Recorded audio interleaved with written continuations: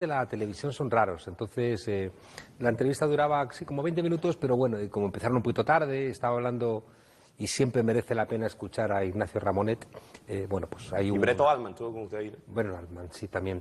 Pero bueno, bien, forma parte todo del mismo análisis y coincidente, ¿no? Los que venimos de fuera y comentamos la realidad venezolana, si no tienes los ojos, ¿no?, llenos de prejuicios, coincidimos. He venido hasta aquí, desde la otra punta, estábamos en el edificio de CanTV. Chico, no he visto barricadas, no he visto incendios, no he visto... ¿Todo está tranquilo? Lo que he visto es alegría en la gente celebrando algo que, como tú decías, parece que estaban conjurados a hacer que fracasara, ¿no? Me parece, lo comentaba ahora en Telesur, que María Corina Machado es la madrastra de Blancanieves, ¿no? ¿Cómo es eso? A ver. Bueno, pues tiene un espejo que le dice que es la más guapa, ¿no? Y siempre le dice que es la más guapa, y como solamente se mira en ese espejo, cree que es la más guapa. Y un día baja a la realidad y resulta que convoca a una manifestación y no hay nadie. Le dijo ese espejo que ella iba a ser presidenta. Claro, la presidenta iba a tomar el té con la reina de Inglaterra y con el presidente de los Estados Unidos, ¿no? Y resulta que luego en la realidad, pues lo que no ganó en las urnas tampoco lo gana en las calles. Y entonces monta el berrinche, articula una suerte de autosecuestro que me recordaba una cosa muy chusca en España, que le costó el puesto a quien lo hizo y un enorme escarnio y una burla al Partido Popular, porque un concejal de La Carolina, un pueblo de Andalucía, se autosecuestró. Se metió en un coche, se metió en el maletero del coche y desde allí llamó a la Guardia Civil: me ha secuestrado ETA, ¿no? Antes de las elecciones, pensando que eso le iba a dar votos a su partido. Claro, fue una burla porque era toda una gran mentira. Entonces, María Corina intenta hacer ese autosecuestro, no le sale. ¿Qué es más preocupante, este autosecuestro o la cartera azul? Un poco para reírnos, invitado. Había una canción, ¿te acuerdas la canción de la mochila azul? Claro, cómo no, ¿No? y fue tendencia allí porque algunos se burlaron de este momento porque es un falso positivo, sin duda. Sí. A ver, no sé cómo usted cataloga eso, yo he visto varios análisis, he escuchado el suyo a nivel de redes sociales, y usted digo que es un estrepitoso fracaso. Mantiene esa postura. Claro, pero fíjate, si uno atiende a los medios de comunicación internacionales, que es donde se monta el ruido. El ruido no está en Venezuela, está fuera de Venezuela. La campaña siempre fue internacional. Claro, siempre, ¿no? Entonces, en ese ruido, María Corina Machado, como ha hecho en todas las anteriores elecciones, juró que esto ya se había acabado, que ya venía un nuevo gobierno, que el chavismo iba a caer, y fracasa constantemente, ¿no? Hace promesas que no puede cumplir. Fíjate que yo creo que ella estaba buscando la única posibilidad de ganar algún tipo de credibilidad, que es una suerte de autoatentado, ¿no? Lo hemos visto en muchas películas, o lo hemos visto con Donald Trump, ¿no? Ese atentado que le roza la oreja, bueno, pues seguramente colaboró junto con Elon Musk a que ganase las elecciones, ¿no? Ella estaba soñando con algo parecido, que la detuvieran, que montara un escándalo, que la hirieran.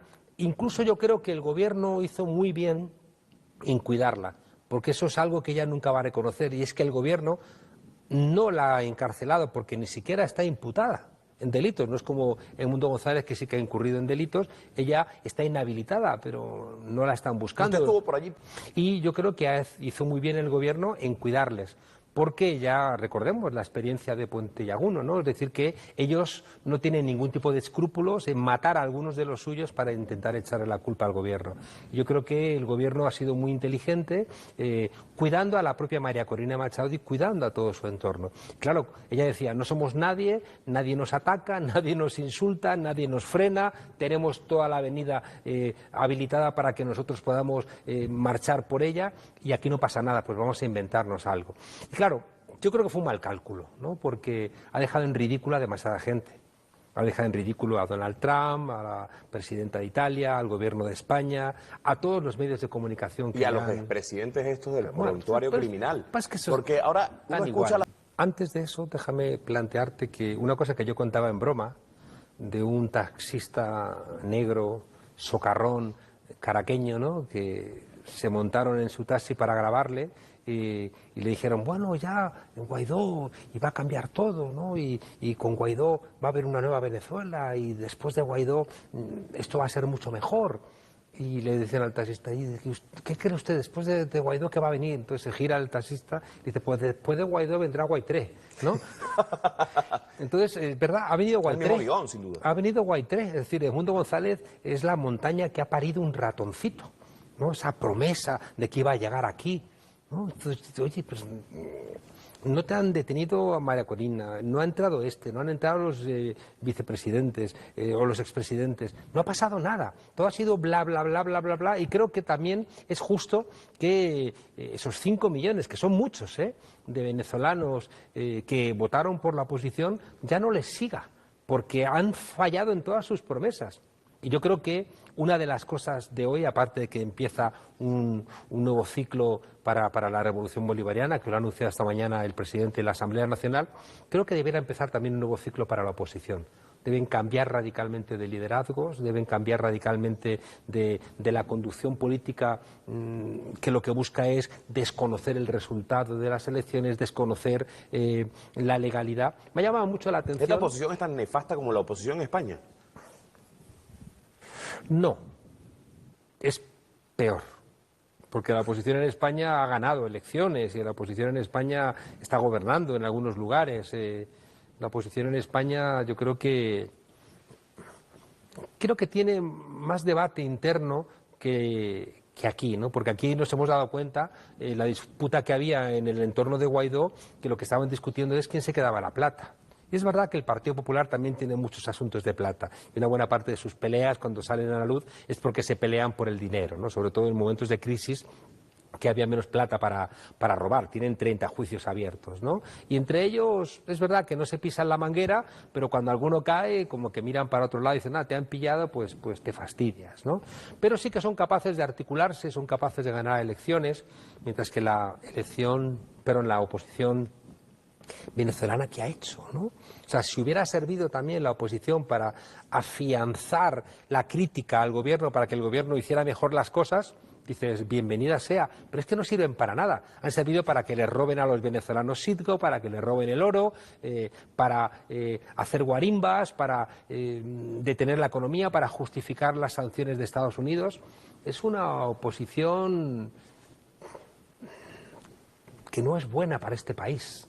Y yo creo que, repito, los legítimos venezolanos que no estén de acuerdo con el gobierno, que siempre ocurrirá, ¿no? Debieran ir pensando en cambiar de oposición, en cambiar al Edmundo. Es que son todos gente que firmó el decreto de Carmona Estanga, son gente que ha apoyado golpes de Estado, son gente que reconocieron a un tipo que se puso la banda en una maldita plaza a él solo, ¿no? Entonces, no tienen credibilidad. Solamente tienen el apoyo internacional y, repito, como la madrastra. Que algunos que dicen por allí, no es el mismo apoyo internacional. Entonces le metieron mucho esfuerzo, algunos pusieron su credibilidad encima de la mesa por Juan Guaidó y al final fue un fiasco.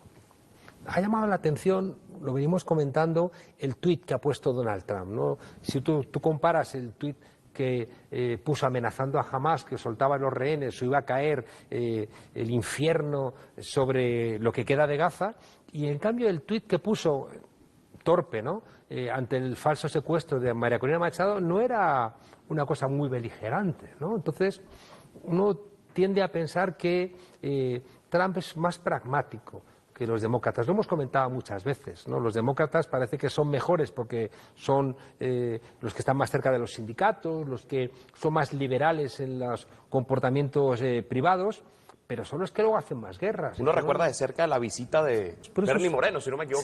Sí, eso ya lo han reconocido toda la gente sensata cuando habla contigo, te reconoce que reconocer otra vez, ¿no?, a Edmundo González, como se hizo con Guaidó, es absurdo, porque saben que van a tener que negociar cualquier realidad con el presidente legítimo, que es el que tiene las riendas del país, ¿no? Ya repito, como han hecho tanto el ridículo, y lo último ha sido este tiro en el pie que se ha pegado María Corina Machado inventándose el secuestro, que ha dejado como idiotas a todos sus grandes apoyos. El diario El País, otra vez. Yo vi hoy culpas a los Yo escuché esta mañana a la radio más importante de España, que es la cadena SER, y no han pedido disculpas, sino que han intentado maquillarlo para no reconocer que han metido la pata soberanamente, ¿no? Ahora bien, ¿cuál es el mensaje que le da el presidente Nicolás Maduro? Debiéramos aprender que ya no se puede negociar con los medios de comunicación. Quien lo ha intentado le ha salido mal, lo intentó Néstor Kirchner, lo intentó Correa, lo intentó Evo Morales, lo intentó Pedro Sánchez, y no sale. Los medios de comunicación son armas de desinformación masivas al servicio de intereses particulares. Y quien quiera negociar con ellos, pues va a terminar entrampado, ¿no?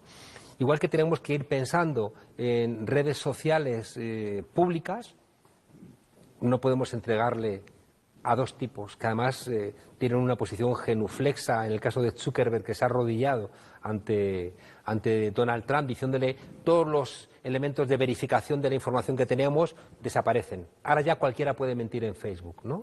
Porque se lo ha pedido Donald Trump. Y Elon Musk, que ha convertido la red X en un manipulador masivo y que encima se permite el lujo de ir a Alemania a pedir el voto para los nazis, para Alternative für Deutschland, o va a Inglaterra y distribuye bulos contra el primer ministro, que tiene que el primer ministro de Gran Bretaña salir a un empresario millonario a decir usted está mintiendo. Y dices, ¿esa es la democracia que tenemos? No.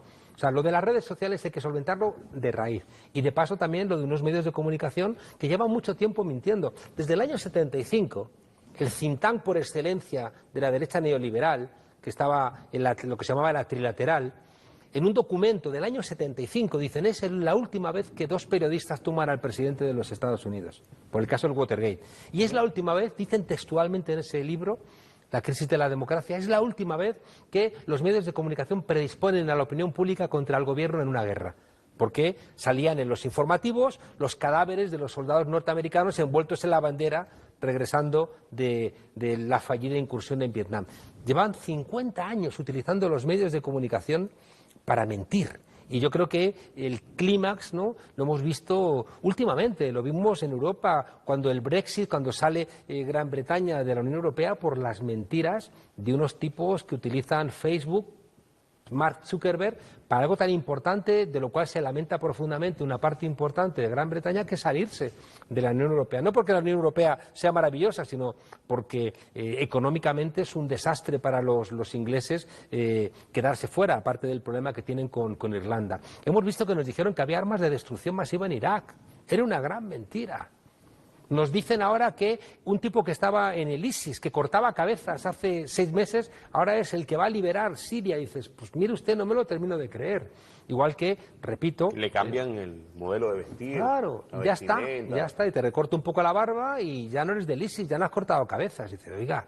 ya eres un personaje heroico. La gente es imbécil, pero no tanta, ¿no? Y por tanto yo creo que una de las batallas de la democracia tiene que ver con los medios de comunicación. Hay dos grandes batallas. Perdón, hay 3 grandes batallas. Ya la guerra cognitiva. Hay 3 batallas que tenemos que pelear para no perder nuestras democracias, que aquí en Venezuela se han empezado a caminar. Y por eso también Venezuela genera tanta ira entre las élites, porque está haciendo lo que tiene que hacer. Y está haciendo Venezuela desde hace más tiempo lo que ha empezado a hacer México. Y por eso también México están acusándolo de ser una dictadura. ¿Cuáles son los 3 grandes problemas que tenemos en nuestros países? Uno es la judicatura, es decir, el lawfare, jueces, que son unas minorías que no se parecen a nuestros países. En España, 1/3 de los jueces están vinculados al Opus Dei. En España, el Opus Dei es el 0,0000 de la población. Por tanto, los jueces no se parecen a la España a la que juzgan. Por tanto, tenemos que hacer algo con los jueces, porque los jueces son los que apoyan a la derecha y a la extrema derecha y persiguen a la izquierda. Correa tiene que vivir fuera de su país, quisieron meter en la cárcel a López Obrador, quisieron también imputar a Claudia Sheinbaum, en todos los países, a Podemos en España, en todos los países, a Petro, en todos los países los jueces, si no los reformas, te meten en la cárcel como hicieron con Lula, aunque luego 562 días después otro tribunal te saque. ¿Y por qué sacaron a Lula? Esto también es conveniente que la gente lo sepa, porque cambió al Tribunal Supremo. Si no llegan a cambiar al Tribunal Supremo, Lula se pudre en la cárcel. Entonces, claro, ¿qué ha hecho, por ejemplo, México? Acaba de hacer una reforma constitucional para que sea el pueblo el que elija a los jueces, algo que se ha hecho aquí, también con los jueces de paz, ¿no? Entonces, claro, está la derecha mundial y no solamente la derecha diciendo hay una dictadura en México. Oiga, dictadura es cuando hay jueces del Tribunal Supremo en Estados Unidos nombrados por Donald Trump que le declaran libre de todo tipo de pecado. ¿Cuáles son los otros dos aspectos? El otro es los medios de comunicación. Y fíjate, tanto la división de poderes como la esfera pública son dos de los pilares de los gobiernos representativos. Porque hay otra cosa que la gente tiene que saber. Llamamos democracia a nuestros gobiernos, pero no son democracias. Democracia es lo que había en el mundo griego, el kratos del demos, el poder del pueblo, ¿no? Y que tenía que ver con la participación directa del pueblo. Algo que también en Venezuela se empezó a hacer con el presidente Chávez. Aquí lo que tenemos son gobiernos representativos. Tú eliges a un representante y hasta dentro de 4, 5, 6 años no puedes saber nada. Por eso aquí se metió en la Constitución el revocatorio de los mandatos, porque el pueblo, si es soberano y hay un poder constituyente en el pueblo, si un líder se presenta a unas elecciones como alcalde o lo que sea, o presidente o diputado, y lo hace mal, el pueblo tiene que poderle rendir cuentas. ¿Qué ocurre con la esfera pública? Que la esfera pública es la que permite que tú puedas autorizar a tu representante o desautorizar a tu representante, pero tienes que tener información. Por eso las democracias, en el entorno de la Revolución Francesa, nacen en los clubes, en los cafés, en los lugares donde se debatía. Si hoy resulta que la información la obtenemos de Twitter y resulta que el dueño de Twitter miente constantemente y aquello es una cacofonía donde no puedes hacerte idea de lo que realmente pasa, has sepultado el segundo gran pilar de nuestros gobiernos representativos. ¿Alguien me va a decir a mí, como dice la teoría clásica, que no, es que de la discusión en el Parlamento de partidos que representan intereses diferentes sale el interés conjunto del país? Decía Edmund Burke, que se llamaba como Edmundo, en vez de González Burke, ¿no? Entonces, resulta que ellos te decían, claro, ¿por qué te decían esto? Porque solamente votaba la burguesía y todos los que había en el Parlamento eran burgueses. Entonces, lo que hacía el Parlamento era, de alguna manera, conciliar intereses entre burgueses para que no se mataran entre ellos. Pero cuando el pueblo entra en el Parlamento, ¿sigue siendo válido eso? A la gente que nos está escuchando, yo les pregunto, ¿de verdad alguien que nos escucha cree que de la discusión, que del debate entre el Partido Republicano en Estados Unidos y el Partido Demócrata sale el interés del conjunto de los estadounidenses? Eso es una mentira, es una trola, es un gran engaño. Entonces, claro, o inyectamos formas de democracia real en nuestros sistemas o no funcionan. ¿El tercer aspecto cuál sería? El tercer aspecto es que cuando las derechas en nuestros países no son capaces de frenar a la izquierda ni con los jueces ni con la opinión pública, recurren al último candado, que es el sistema financiero internacional, donde lo vimos con Grecia o lo hemos visto con amenazas constantes también en España, en Francia, en todos lados. Dicen, cuidado que si gana la izquierda, aquí van a subir los tipos de interés, va a subir el riesgo país, no va usted a poder pagar la nómina y, por tanto, en el fondo da igual lo que votes, porque votes lo que votes, ocurre como cuando el golpe de Estado del 23 de febrero de 1981, el golpe aquel de Tejero, que le preguntaron meses después al presidente del Banco de Banet, del Banco Español de Crédito, que era el banco de los más importantes en ese momento, y dijo, ¿y usted qué hizo la noche del 23F? Y dijo, yo me fui a dormir, porque triunfase el golpe o fracasase, el banco iba a seguir igual, ¿no? Entonces, claro, es decir, que ellos tienen un blindaje que o lo rompen. Me parecía muy hermoso y que también tiene que ver con el odio que le tenían las élites al comandante Chávez. En un momento dado, Argentina tenía un default de 14.000 millones y el Fondo Monetario Internacional dijo, yo te los presto, pero, ya sabes, vender empresas públicas, cerrar hospitales, cerrar escuelas, y el presidente Chávez dijo, yo te los presto. Y 6 meses después, Argentina le devolvió a Venezuela con sus intereses correspondientes ese dinero y no tuvo que arrodillarse. Una de las cosas que planteó el presidente Chávez en su momento era crear un Banco del Sur. Una de las cosas que están haciendo ahora los BRICS, es decir, vamos a crear un Fondo Monetario Internacional de los BRICS y un Banco Mundial de los BRICS. Y si sigue con esa actitud Naciones Unidas, donde un país, uno, impide que se hagan sanciones contra Estados Unidos, contra Israel por el genocidio, pues vamos a tener que crear otra asamblea que también es interesada. O sea, si Venezuela no tuviera las reservas de petróleo más grandes del planeta, seguramente también la discusión sería otra. Si no tuviese coltán, por ejemplo. Claro. Es decir, que uno de los grandes desafíos que tenemos ahora mismo en el mundo es la escasez de recursos. Y entonces, fíjate que uno de los elementos terribles, ¿no?, del genocidio en Gaza y en Cisjordania, en Palestina, es que los judíos sionistas no quieren conquistar a las personas, quieren conquistar el territorio. Pueden matarlos a todos, habitar... Un problema energético ahí. Claro, habitar los sionistas ese territorio y utilizar los recursos y también un gasoducto que quieren que pase por ese territorio, ¿no? Entonces, o volvemos a hacer también análisis de clase o no nos salen las explicaciones, ¿no? Ahí todo lo que está haciendo Elon Musk, por ejemplo, se explica con criterios económicos, no nos engañemos. Elon Musk, cuando se compra la red Twitter, decía, no, qué locura, va a perder mucho dinero, se está gastando todo. No es verdad, ha duplicado el dinero, ¿no? Cuando va a Italia a ofrecer Starlink, sus satélites, por 130.000 millones y va a apoyar a la extrema derecha en Alemania y va a apoyar a la extrema derecha en Inglaterra, es porque está consciente de que esa extrema derecha es la que luego le va a comprar a él sus satélites y le va a comprar a él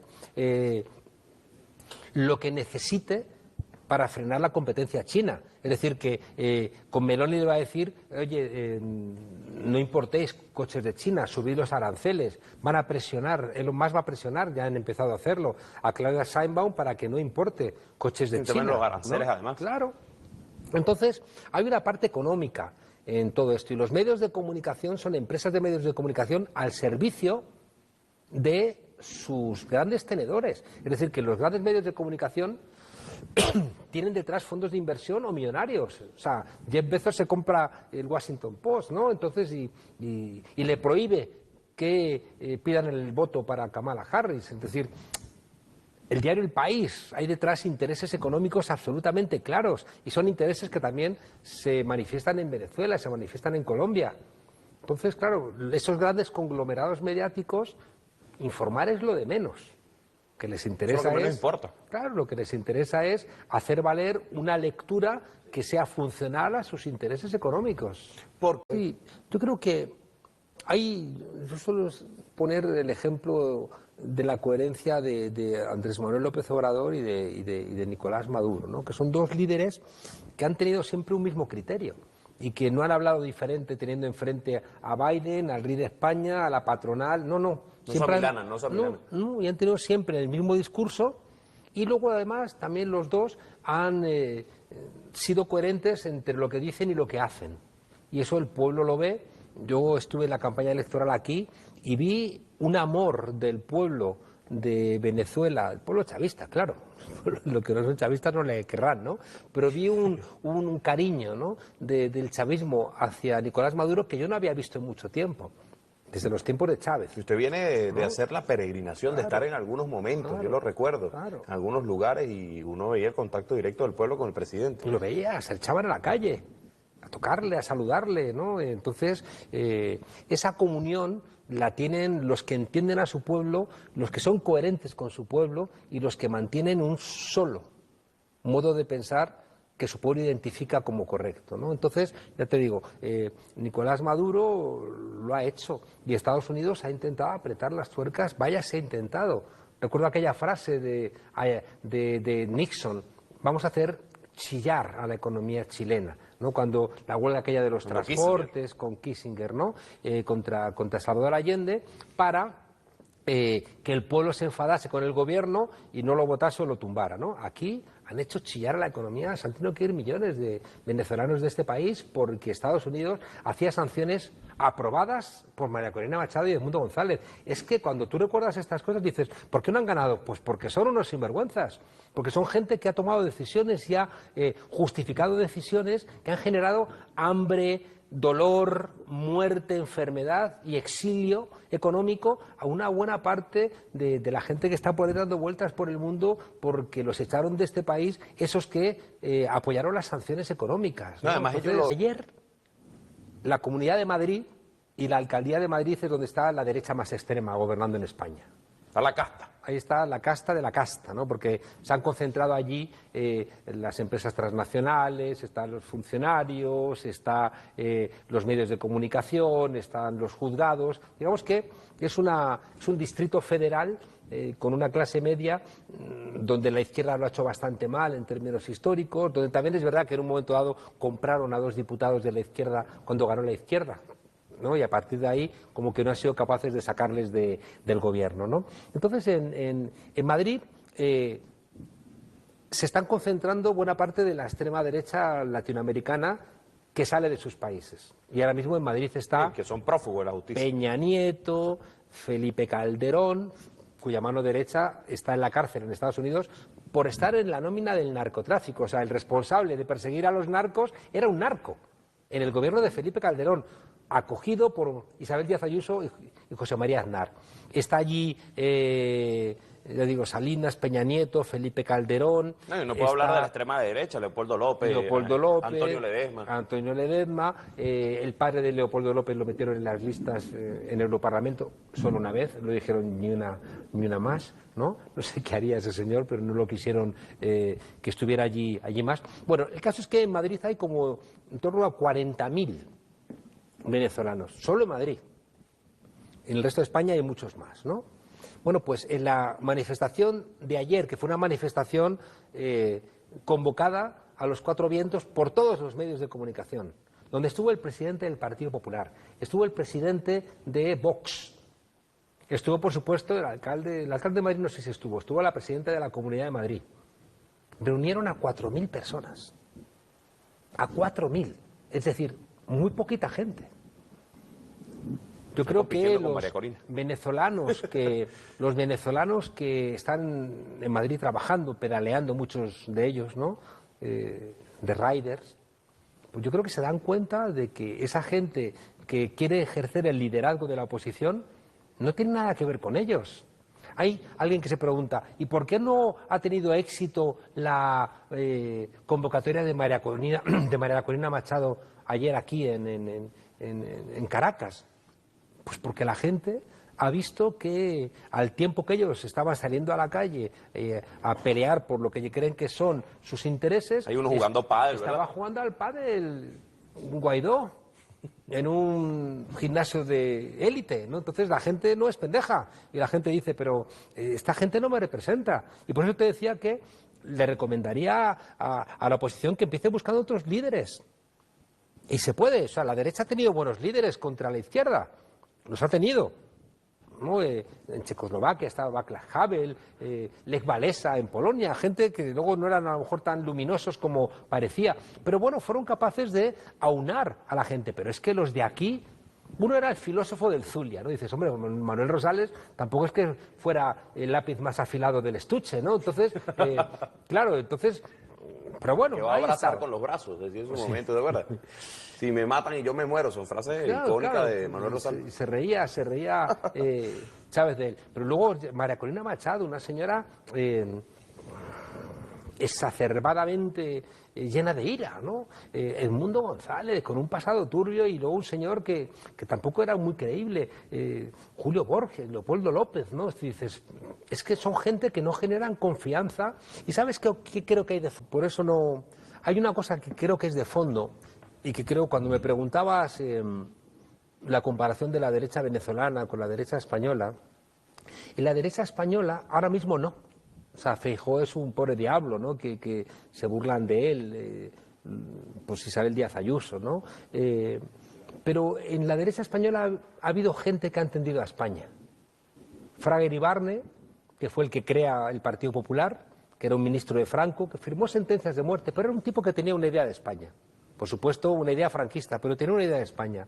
José María Aznar, un tipo también que metió a España en la guerra de Irak, que mintió a los españoles diciendo que el atentado del 11M había sido ETA, no Al-Qaeda, un tipo feo en sus comportamientos, ¿no? Pero era un tipo que tenía una idea de España. Decidió, en su concepto, vamos a llevar a España al eje atlantista, yo quiero poner los pies en el rancho, encima de una mesa en el rancho de George Bush, ¿no? Bueno, equivocada, pero tenía una idea de España y de alguna manera conectó con una parte de España, sacó mayoría absoluta en algún momento, ¿no?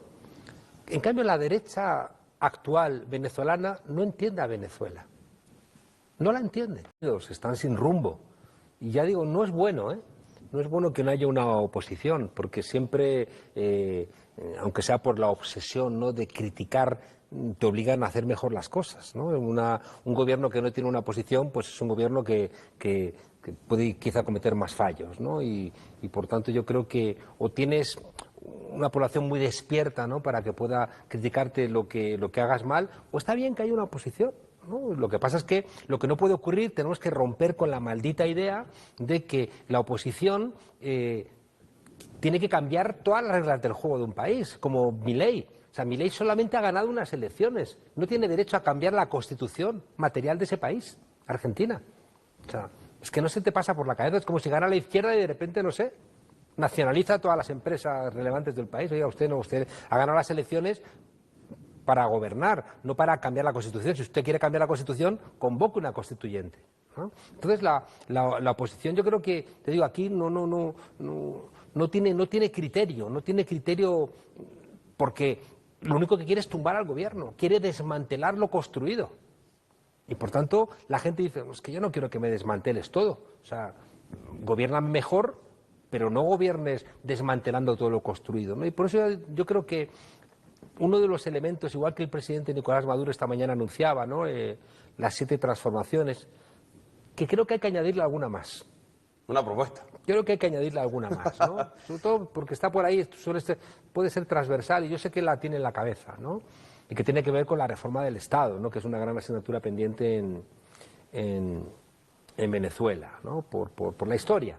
Una historia donde no fue nunca virreinato, fue una capitanía general, un siglo XIX muy convulso y un siglo XX con un Estado construido desde la tenencia ya del petróleo, ¿no?, y que por tanto se vendía fuera y con ese dinero ibas construyendo un Estado que no tiene la eficiencia que reclama, ¿no?, y que yo creo que en el siglo XXI es muy importante que el Estado funcione, ¿no?, y tapar las grietas de la corrupción, que realmente la gente sea eficiente y que quizá, fíjate, algo que recuerdo en algún momento,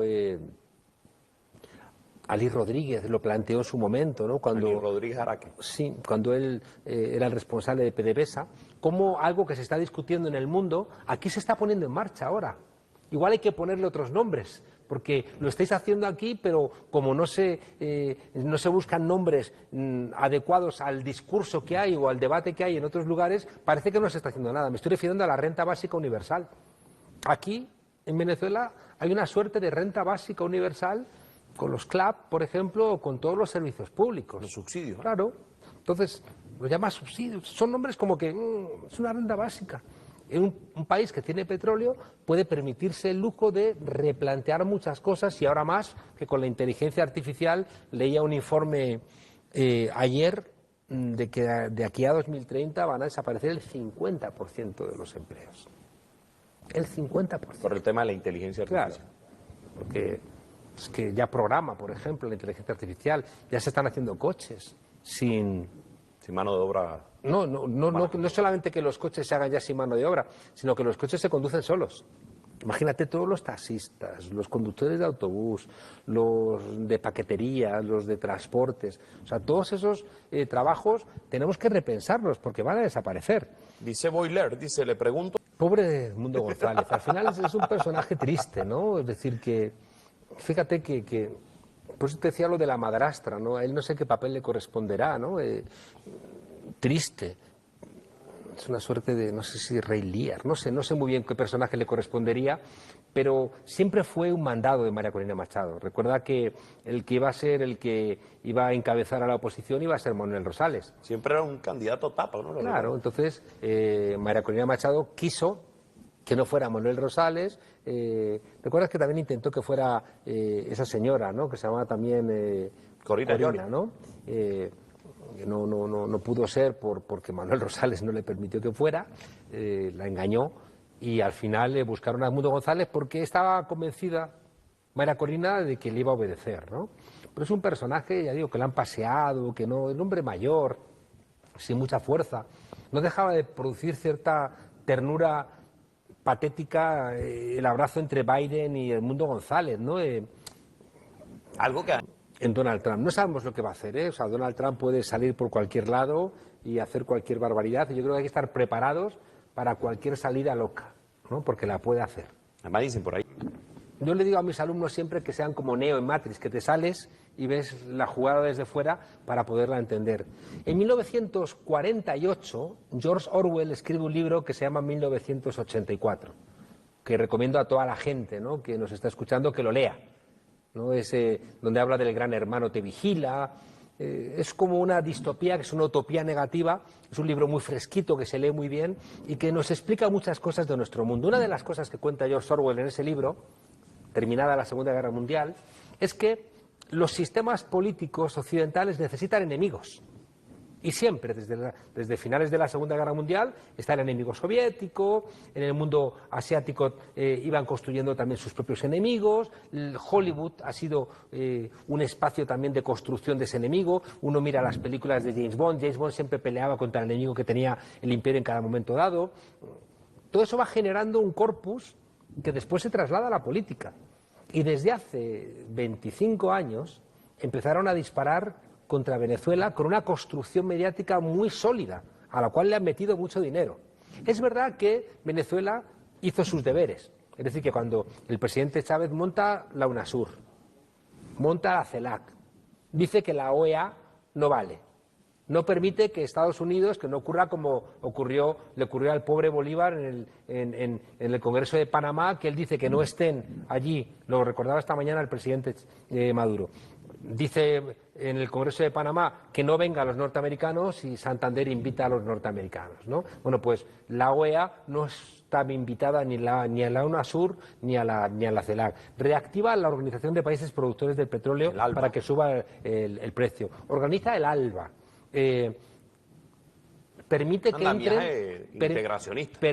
que entren por vez primera China y Rusia en América Latina. Empieza a hablar de multilateralismo, es decir, fíjate que cuando Fukuyama, el discípulo de Samuel Huntington, que es el que te decía antes que hacía ese libro en el año 75 donde dice que nunca más los periodistas pueden tumbar al presidente del gobierno, que nunca más los medios de comunicación tienen que generar animadversión de la opinión pública contra su gobierno en una guerra, ese era Samuel Huntington, su discípulo era Fukuyama, el que en el año 92, cuando cae la Unión Soviética, en el año 91, escribe El fin de la historia y dice que ya nadie puede ir más allá de la democracia liberal, burguesa representativa y del modelo neoliberal. Y resulta que, eso lo dice en el año 92. Y en el año 92, ¿qué se levanta? Se levantan los zapatistas.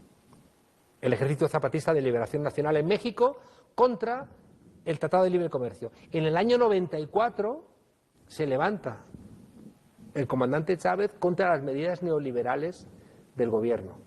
Ya se había levantado el pueblo en el año 89, en el Caracazo. En el 92. En el 94 se levanta, ¿no? En el 89 es el Caracazo, ¿no? Antes, en el 88, en México también hay una respuesta, que ahí está Cuauhtémoc Cárdenas y ya estaba Andrés Manuel López Obrador, frente al PRI, que se ha hecho neoliberal desde el año 82. Es decir, va habiendo un acumulado de respuestas frente al modelo neoliberal, donde los pueblos también van generando su conciencia. Y claro, el modelo que creía que lo de Fukuyama era en serio y que ya no iba a haber nunca más problemas, empieza a encontrarse que hay muchos problemas. Se levantan pueblos en muchos lugares, hay protestas en África, hay protestas en Asia, hay protestas en Europa, al final va a haber protestas hasta en Wall Street. Y claro, ¿cuál es el referente de todo eso? Pues el referente de todo eso empieza a ser Venezuela. Y de repente logra el comandante Chávez algo que en un mundo... También, además, el presidente Nicolás Maduro un referente como líder. Pero fíjate, es que además, en nuestras sociedades que son tan mediáticas, el presidente Chávez empieza... Yo le acompañé, recuerdo un viaje en Argentina, y la gente salió a la calle a saludarle. Salí en varios lugares y la gente salía a la calle cuando se enteraba que llegaba. O iba a África y era espectacular, o iba al mundo asiático y la gente lo recibía como si fuera un líder de los que leemos en los libros de historia, ¿no? Se hace amigo de Maradona, le hacen películas en el Mar del Plata que acabas de mencionar. Un referente, sin duda, un referente. Claro, en el Mar del Plata le dicen a George Bush que no. Entonces George Bush no entiende qué demonios está pasando, ¿no? El tema del ALCA. Claro, va a Naciones Unidas y dice aquí huele a azufre, ¿no? Entonces era como un referente que fue construyendo una fuerza desobediente que lo quisieron tumbar y no pudieron. Está haciendo políticas en ese momento que benefician al pueblo, gana todas las elecciones. Había elementos para enfadarse y entonces también se empieza a articular algo que para Estados Unidos era muy importante. Venezuela de Chávez y luego a la Venezuela de Maduro, porque es un referente. Es decir, ¿dónde tiene lugar la internacional antifascista? Pues en Venezuela.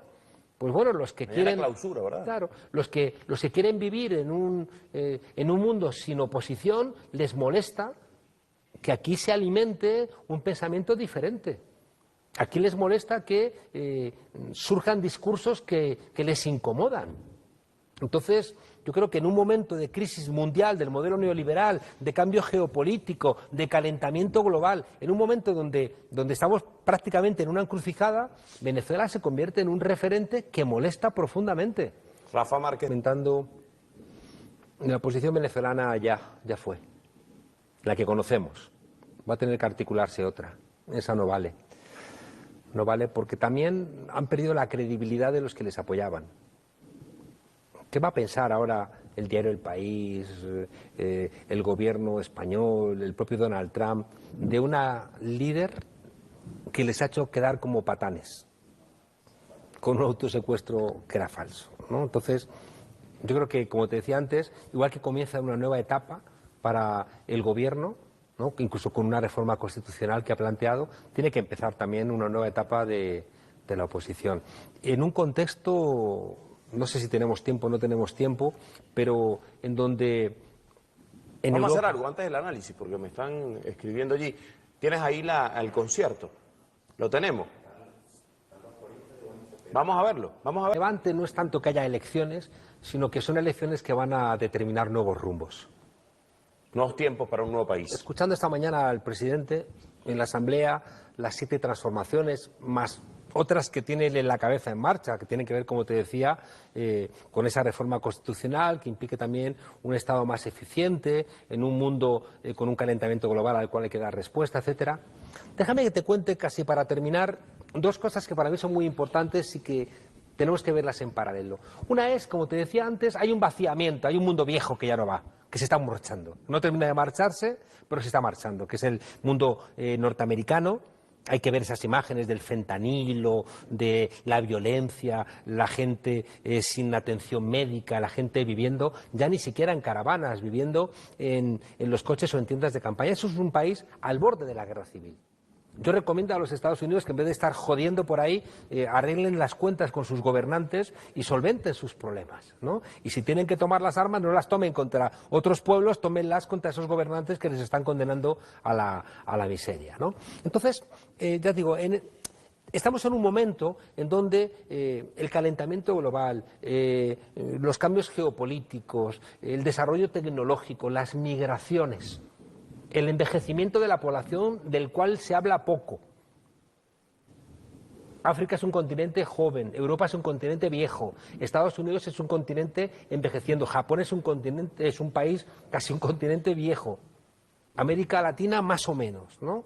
Es decir, cuidado con el envejecimiento de la población porque eso tiene muchos efectos que no estamos considerándolos. Y ante estos cambios, la derecha ha tomado sus decisiones.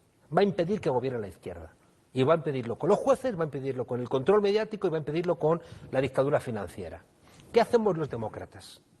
Podemos hacer 5 cosas. Primero, resignarnos, es decir, no se puede hacer nada. Hay gente que está en esas y dice, no se puede hacer nada, tiro la toalla.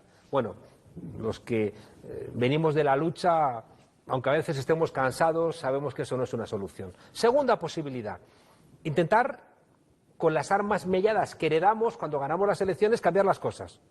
No cambias nada. ¿Qué está cambiando Boric? ¿Qué va a cambiar Lula? ¿Qué va a cambiar Petro? ¿Qué cambiamos nosotros cuando estuvimos Podemos en el gobierno? Mejoras la vida un poco de la gente, pero no haces cambios reales. Tercera posibilidad, la lucha armada. No hay lugar. No hay consenso popular para que con las armas vayamos hacia no sabemos dónde. Y por tanto la lucha armada no es una solución. Cuarta, modelos como el chino, donde hay redistribución de la renta, pero no hay elecciones tal cual la conocemos. Es un modelo que no es afín a nuestra manera occidental de pensar. ¿Cuál es la que queda? La quinta, reinventar la democracia. Es lo que está haciendo México, es lo que lleva haciendo mucho tiempo Venezuela. Desde el modelo que heredamos, desde el punto 2, gana Chávez y desde la legislación anterior hace una reforma constitucional con una nueva constitución. Igual que ahora. Es decir, tú utilizas la legislación que tenías, en la Constitución venezolana hay cosas maravillosas y cosas que no son tan maravillosas, que son herencia de Miquelena y aquella gente que metió ahí la cuchara en aquella Constitución, pero tú tienes que ir más allá. Fíjate que la decisión en México de que sea el pueblo el que nombre a los jueces dinamita uno de los dos problemas que te he dicho antes que atenazan a todas las democracias, que son los jueces. Pues, ¿qué es lo que ha hecho Andrés Manuel López Obrador y después Claudia Sheinbaum? Decirle al pueblo, si los jueces no nos dejan gobernar, vamos a cambiar a los jueces. Que sea el pueblo el que nombra a los jueces, ¿no? Eso es como cuando fusilaron a Maximiliano. Es un cambio brutal. Venezuela está caminando, ya digo, en esa senda de transformación. ¿Y en qué contexto mundial? Que era la segunda cosa que quería contarte. Le invito a la gente a que vea una película que fue la que le dieron el Oscar a la mejor película internacional este año pasado, 2024, de Jonathan Glazer, que se llama La zona de interés. Es una película sobre el Holocausto, pero donde no aparece nunca el Holocausto. Está ahí Auschwitz, que nunca la ves, se oye alguna vez algún disparo, algún gemido, aparece el humo, pero no se ve. Lo que se ve es la casa que hay al otro lado del muro, donde vive Rudolf Höss y su familia, con su mujer Hedwig y sus niños rubios. Y es la vida del comandante del campo con su familia, donde detrás, ya digo, aparece el humo, donde están masacrando a judíos, comunistas, gitanos y demás, pero no los ves. Creo que es una buena metáfora de donde está el mundo ahora mismo. Hay un enorme campo de concentración en muchos lugares. Al lado, te termino, al lado de ese campo de concentración hay una casa donde viven jerarcas y gente sirviendo a los jerarcas. Y fuera, que no sale en la película, hay gente que dice hay que asaltar el campo de concentración, hay que acabar con los nazis y hay que liberar a los prisioneros. Cada uno que se coloque donde quiera. Yo creo que la posición correcta es asaltar el campo de concentración, liberar a los prisioneros y exterminar a los nazis. Con esa reflexión.